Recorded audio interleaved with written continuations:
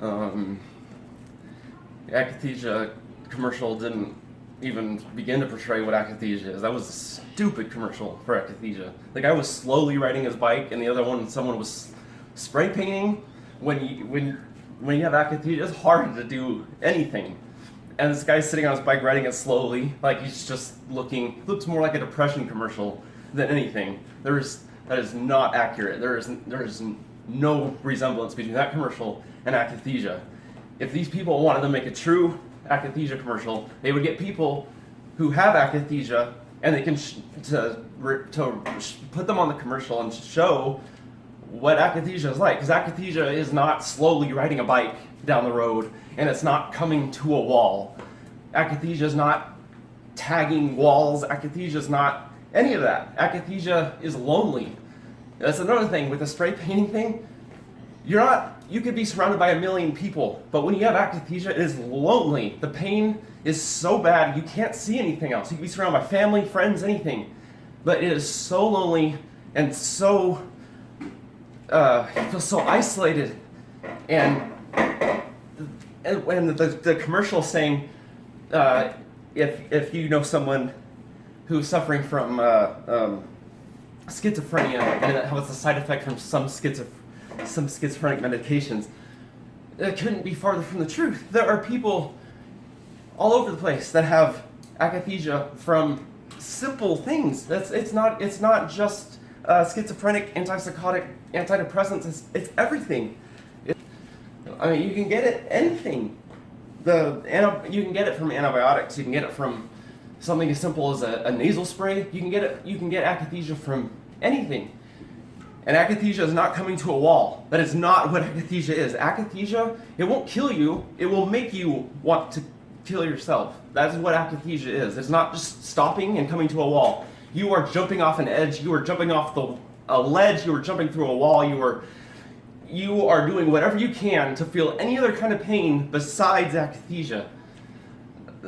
So, and then to have for that commercial, all it is a pharmaceutical commercial. In the end, they're putting you on another pill that is so very capable of causing akathisia. And I say this all the time in a lot of my posts.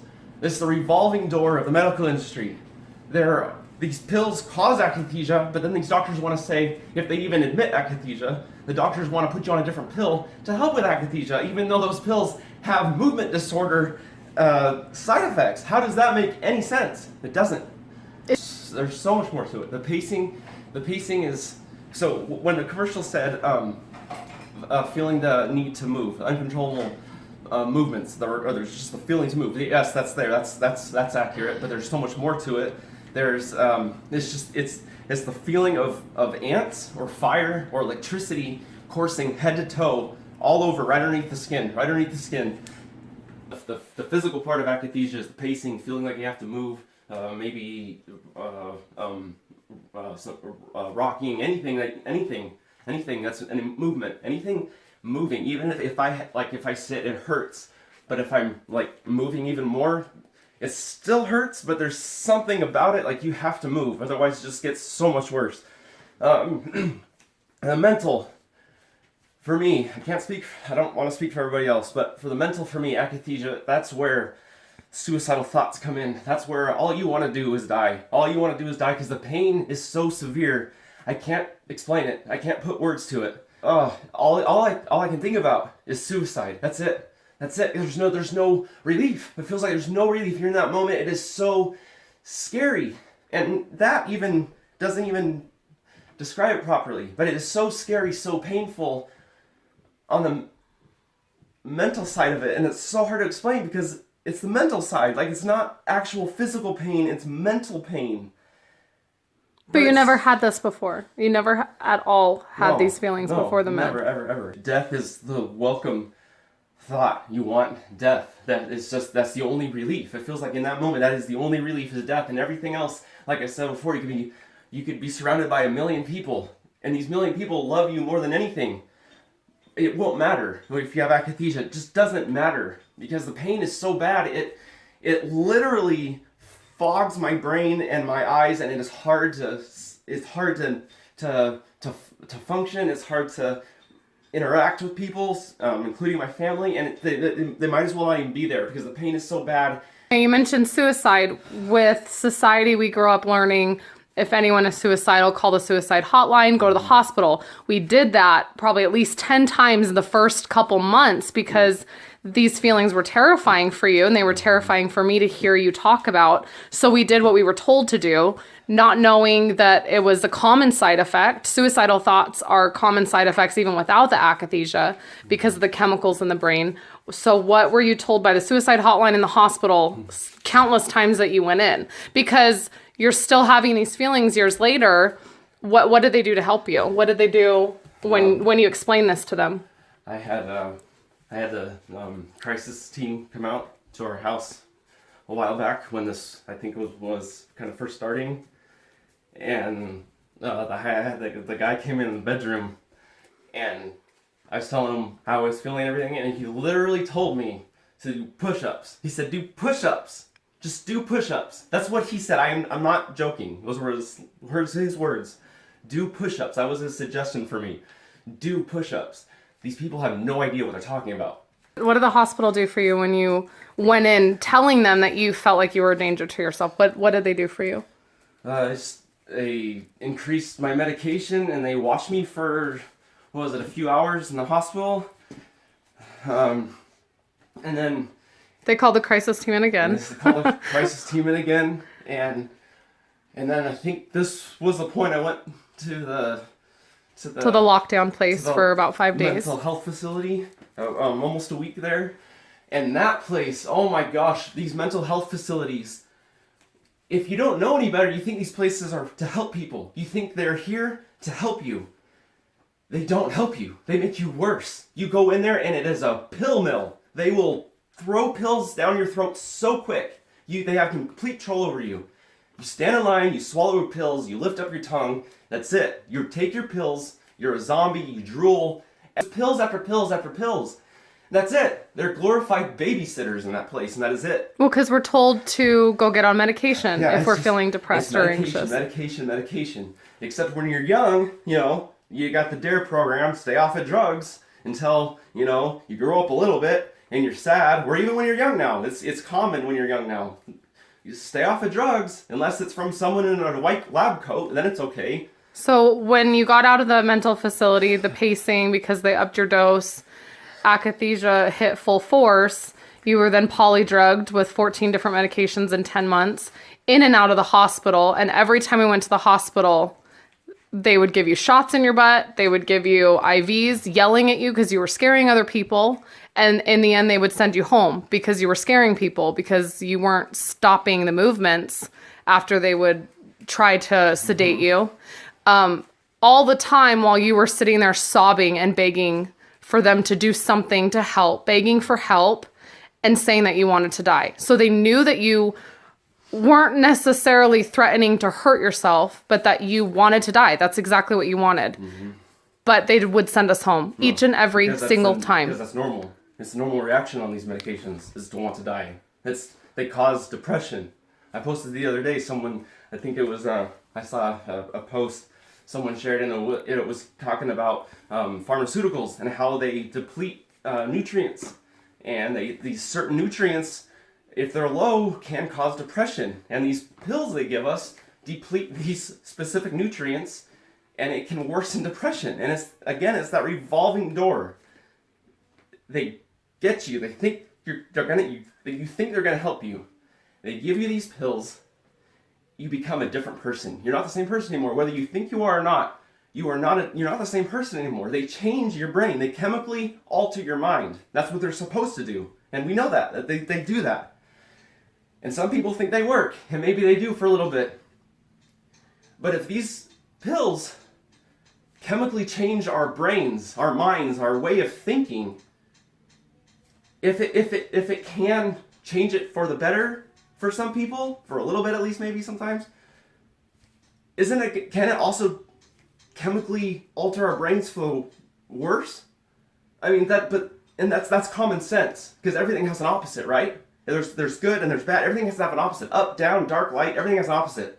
So if you have something that's supposedly supposed to help you, this same thing can also destroy you. It's just a fact. It's what it is. But nobody wants to think about that side of it. No one wants to think about the dark side. Nobody wants to think about the death and the maiming and the everything that comes along, the side effects of these pills. We're told if we experience any of these side effects, call your doctor, go to the hospital.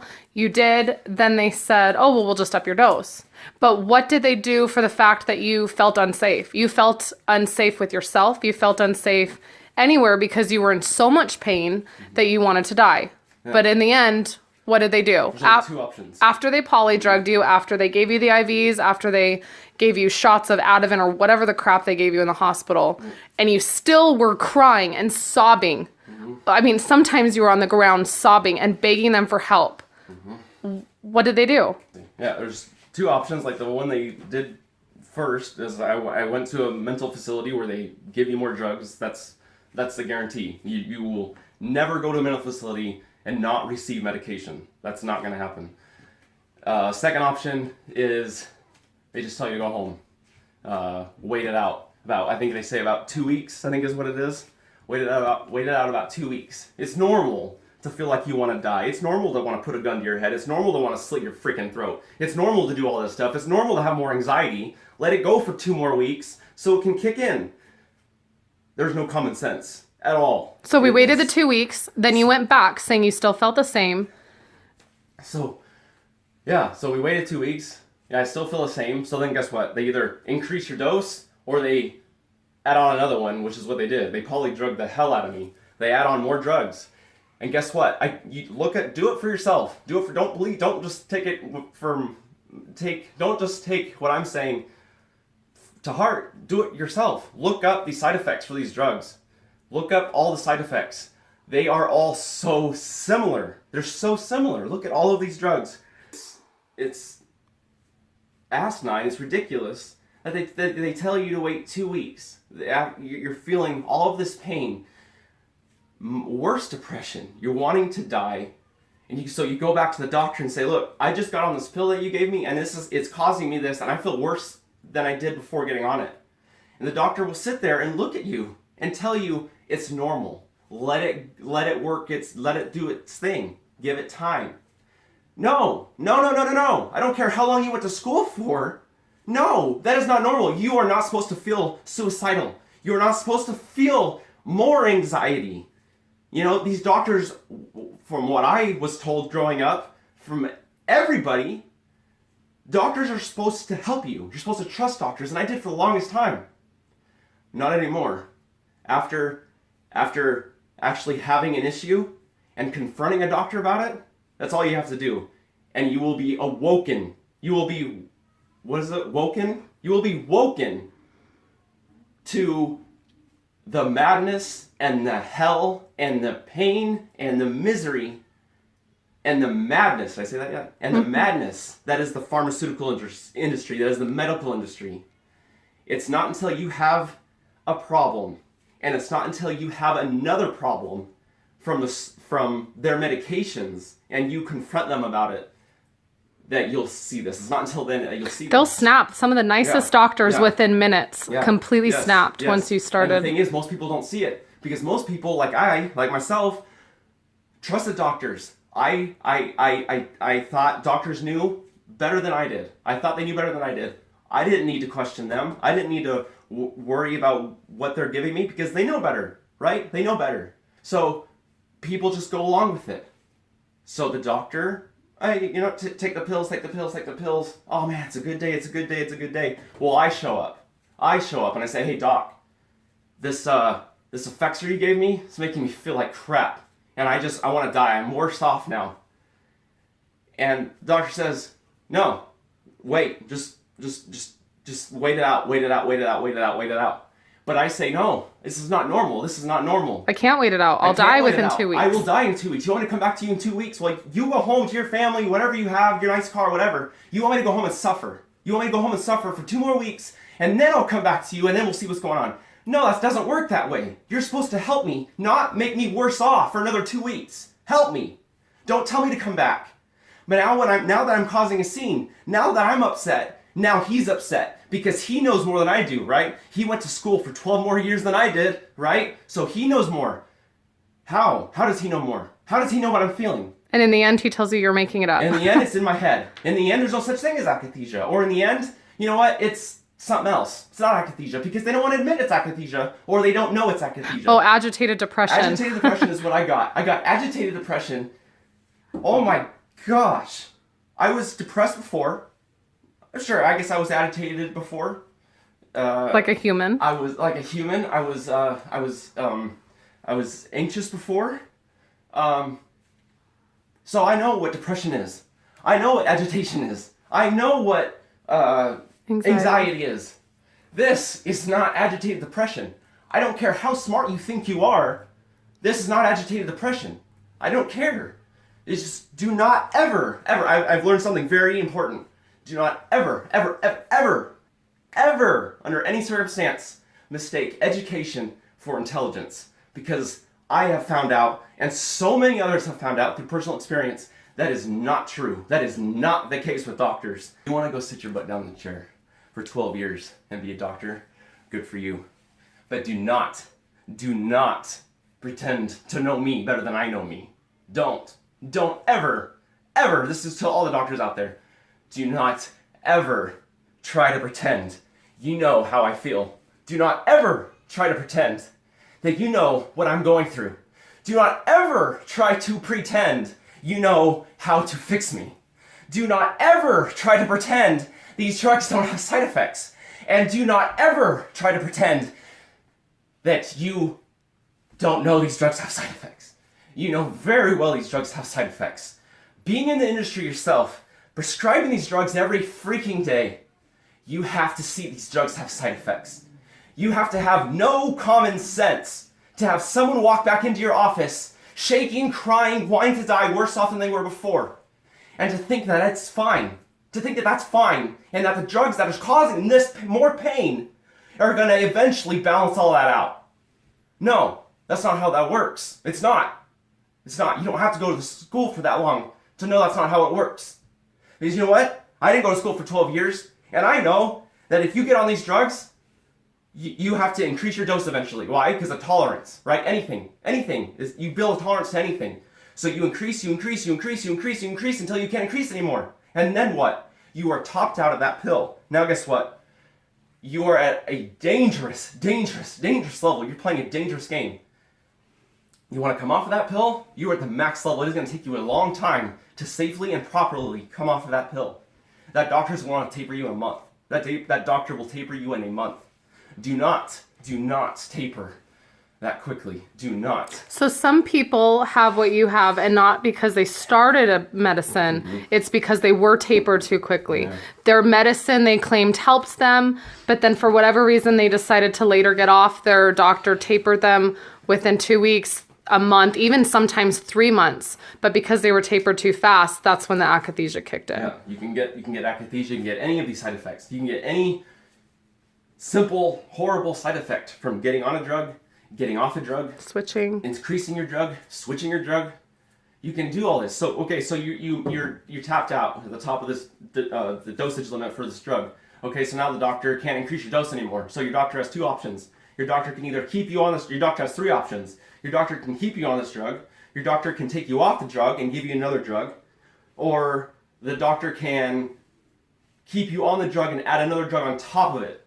Now, listen to your body. Don't let a doctor, or anybody for that matter, but don't let a doctor tell you what's going on. Don't let a doctor tell you what you're feeling and what you're not feeling. You know exactly what you're feeling, and you know exactly what you're not feeling.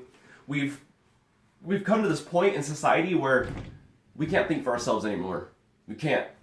We let other people do that for us. We let the doctors do it for us. We let them tell us what we need to make ourselves better.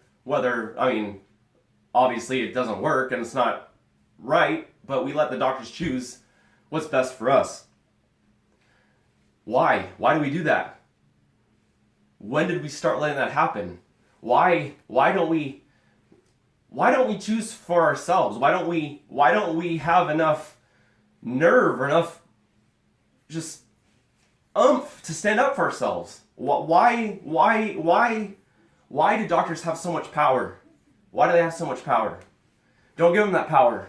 Don't give them the power. You know your body. You know how you feel. You know how you don't feel. Don't give them that power. Don't let doctors tell you that what you're feeling isn't real. Don't let them crush you. Don't let them diminish you. Do your research. If you do your research and go to a doctor's office, 9 times out of 10, that doctor's going to tell you, stay off the internet. You're scaring yourself. Don't believe that crap. That is exactly what doctors want you to believe. Don't question them. That's what they want. Don't question them. Don't question them. Question them. Do your research.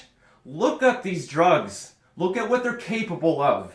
All the stories of all the people suffering. We're right here. We're screaming our stories. All you guys have to do is just listen. Just listen. And I'm not saying get off all your drugs. I'm not saying don't take drugs. I'm not saying any of that. You do you. But at least do you a favor, do yourself a favor, and research it. Research stuff. Don't go into anything blindly. Don't. Do your research. Be knowledgeable. Know your body. And that's it. You take control of you. Don't give anybody else power over you. There are so many stories. There are so many instances where people did, including me. I gave all my power away to a doctor. I let him make all of these choices for me. Well, it wasn't just one. It was 18 doctors and specialists. So many. People will just sit there and go, oh, well, you just had a sucky doctor. So many. It's 18 doctors and specialists that we saw. This is the way of the medical industry. This is it. Now, I know there are some exceptions out there. There are some really good doctors out there. And every once in a while, I hear a story about a really great one. And thank you to all the doctors. If you're out there and you see this, and you're one of them, thank you. Thank you. Thank you for informing your patients. Thank you for telling them the reality of things. Thank you for being safe when tapering. Thank you for being knowledgeable.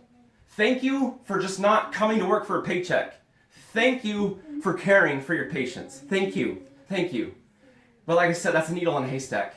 Most of the time, it's just drugs. Throw more drugs, more drugs, more drugs, more drugs. That's it. That's it. Just listen to yourself. Don't listen to the doctor. Keep your power. Keep your power. Don't turn that over to anybody else. I heard a thing someone say the other day that people put more research into a car they're going to put their bodies in than they do on a chemical that they're going to put into their body. People will spend months researching cars and studies, but when we research medication, there were some times we went into the top specialist with research and he scoffed at our research. I had a whole inch binder printed out and he wouldn't even look at it. He said, oh, those are rare. Don't read the stories on the internet. That's another thing. But those people that are writing those stories are the experts. More than any amount of education a doctor has, they are the ones living it and breathing it, and they are the experts. So, like on a scale with akathisia, now when I say this, I'm not trying to diminish anybody, because depression and anxiety by themselves are their own beast and they're horrible in their own right. So I'm not trying to diminish anybody, so please don't take offense when I say this, but akathisia, one of the ways I can explain it is akathisia, like level 1 akathisia would be level 10 depression anxiety combo. And it's so bad. It's just so bad. And this right now, this is like the base. This is nothing. This is nothing compared to how bad akathisia actually gets. And this is nothing. This is painful and it's horrible. I just want to cry, but this is nothing. This is nothing compared to what akathisia can be, and what akathisia is. And it is every day. It is horrific every day. It gets there. Whether it's not so bad right now, or in 5 minutes it gets horrible. There's no time frame. There's no knowing when it's going to happen. So that's another thing, is with akathisia, you can't do things. Everything, you can try to explain the pain, you can try to explain how you feel, the loneliness, everything. You can try to explain everything you want, but you'll never be able to fully explain everything else that akathisia changes. I can't go to the public pool with my family. I can't go swimming with my family. I can't. I have a hard time. I have an extremely hard time being around people, and the agoraphobia that's associated with akathisia is so hard. I don't want to leave. I'm afraid to be outside. I don't want to be around people, and it's just another aspect of akathisia. You're scared. Akathisia beats you down so much every day that you become this withered. You feel like you become this withered, self-conscious, whatever you want to call it. It's horrible. It destroys you, and it crumbles you, and you feel this big. You feel this big, and you can't do anything. You can't function. I can't work. I can't support my family, and everything is just so devastating. It's so devastating. Okay, so I wanted to talk real quick about the word rare, because when I was saying earlier that I encourage all of you to do your own research, go just research, do your own research. Even though if you bring that research into a doctor's office, 9 times out of 10, like I said earlier, the doctor's going to dismiss it, say don't scare yourself, don't jump on the internet. Jump on the internet, do your research. Thing is, with your pills, you have a side effect list right in the bag that comes with your pills. Now, if you look at that list, you might be shocked at how long it is. But what might also shock you even more is that at the bottom of that list, it always says this is not a full list of side effects. No matter if it comes with 3 or 4 pages, it's never a full list of side effects. There's always more. There's always unknown side effects. And that's where this comes in. This is Confessions of an RX Drug Pusher by Gwen Olson, and a really good book. And just this little paragraph here. And this is with the word rare. You read, if you look at your pamphlets and your that come with your medication with the side effects, you'll see rare in there. Rare is a comfort word. It is a comfort word for the medical industry. Don't listen to rare. Rare is not a thing. Less than 50% of the serious adverse reactions to a new drug are identified by the FDA before it's released on the market. The FDA relies largely on post-marketing surveillance to identify all of a new drug's adverse reactions. Even then, the FDA estimates only 1 to 10% of all adverse reactions are reported. Only 65 full-time employees work at the FDA's Office of Post-Marketing Drug Risk Assessment, and they monitor the 8,000 plus drugs that are currently on the market. Conversely, more than 1,400 employees staff the approval of new drugs. The result is that the American population has become the largest phase 4 clinical trial on the planet. The ramifications of this imbalance will not be known in its entirety for some time yet to come. Phase 4 clinical trials, there's phase 1, 2, 3, and 4. Phase 1 through 3 are before the drug comes to the population. Phase 4 is after it comes to population, after it comes to us, after they peddle it to us, that we are now in phase 4. So you're a guinea pig. We are now guinea pigs. They still will not know the full list of side effects. We won't know for a long time what all of these drugs are capable of. Long-term effects. People are on Prozac, a whole bunch of other stuff for 20 plus years. 20 plus years. These clinical trials, they're not built to last 20 plus years on individuals. These people who are on drugs for 20 plus years, they're walking down, they're creating their own roads. They're creating their own roads. They're making a pathway for people to see. Now these roads are going down are very dangerous roads. One little misstep and it's a disaster zone. It's a disaster zone. But it's people like that. It's people like that are paving their own roads. It's people like that are opening everyone else's eyes. It is the people who are suffering. It is the people who are in horrible agony and pain. Those are the people that you need to look for. Those are the people you need to listen to. Those are the people you need to watch out for. Not the doctors that made them that way, right? You need to listen to the people that became that way from the very drug that the doctors gave us. Why would you listen to a doctor when someone's living the pain, the agony from that medication? Why would you disregard that and still trust that doctor? It's everywhere. You just have to open your eyes. I couldn't see it before. You have to be thrown on that road or you have to know someone very close to you. And even then, that might still be kind of hard. For the most part, you have to be thrown on that road to see that there's a whole other world out there full of pain, misery, suffering, and death. And we wouldn't wish this on anyone, so please I wouldn't wish this research on it. my worst enemy. I wouldn't wish this on my worst enemy. It is pain. It is pain. It is pain. The only upside out of this is that if I end up going to hell, at least I'm prepared and I know what it feels like. And each drug has a group specified for side effects, and you will see these personal stories of people just begging for help 24/7. Their families have left them because their families have listened to the doctor say that that person is making it up. We had a woman who joined our Akathisia group. She was doing and posting videos exactly like everybody else, but her doctor said she was making it up. So her husband left her, and the next day she went and stood on train tracks. These people are trusting these doctors who know nothing about them personally, and they're trusting these people with degrees over their family members. Yeah, that's another thing. So you go into a doctor's office because you're depressed, you're anxious, whatever it is. You go to a doctor's office, and you get on a pill. So now this pill, let's say this pill gives you, let's say you start hearing voices, okay? So you go back into this doctor's office, you're hearing voices. What the hell? I've never heard voices before. Please help me, doctor, what's going on? You're schizophrenic. We need to put you on schizophrenic meds. Oh, no. You know what that doctor just did to that person?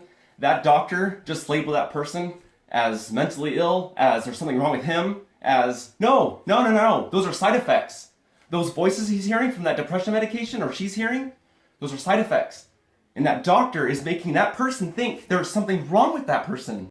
But in reality, this person's not schizophrenic. This person doesn't have that wrong with them. Well, and schizophrenia is based off symptoms as well. There's no blood test to show any of these. Right. These are all based off symptoms. Right. So if someone's diagnosed schizophrenic, it still doesn't mean that they're crazy, which society ends up making them look like. Yeah. They're just symptoms. They're based off symptoms.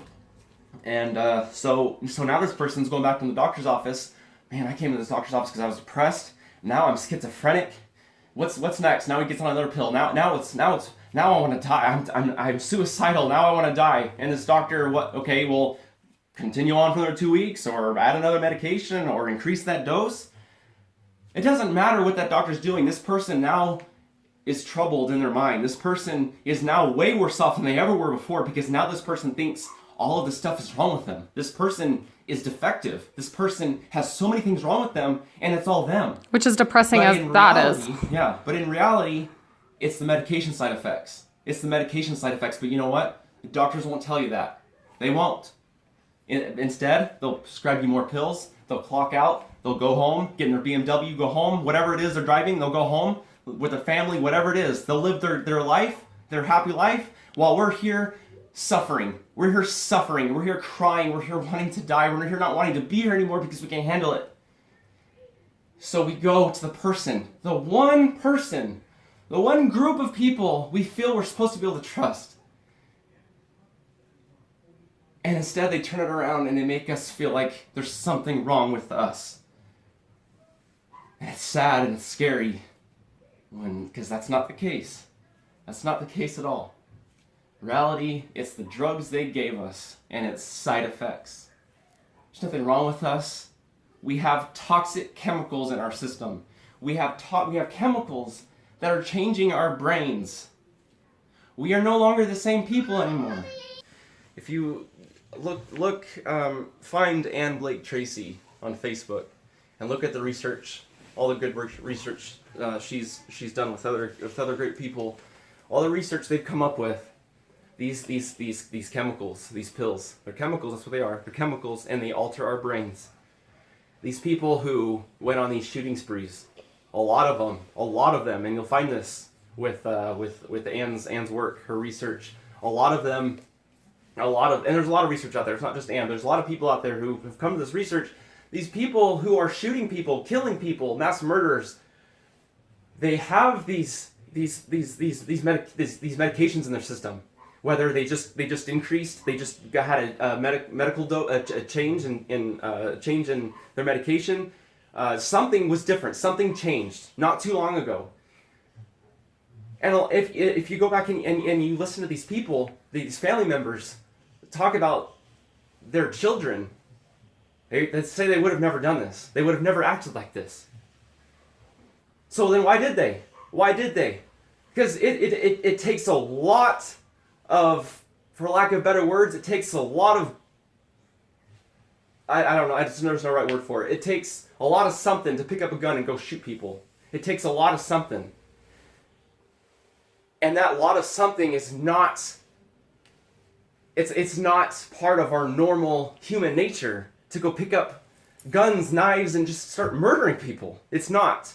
But these chemicals, they change our brains, they change our way of thinking. Well, and homicide is listed as a side effect. Homicide, suicide, they're all side effects. And but nobody wants to connect the dots. For women and men, when you have to go to the bathroom and sit, you gotta take a poo? What are you supposed to do? You don't think about this stuff. The pain that's associated with sitting, and now associated with shitting. What do you do? How do you do that? How do you... There's all these little things, and that itself is distressing. That itself is distressing. I mean, that is... You can't control when you have to go to the bathroom. So to have to go in the middle of so much pain, and have to sit and not move anywhere?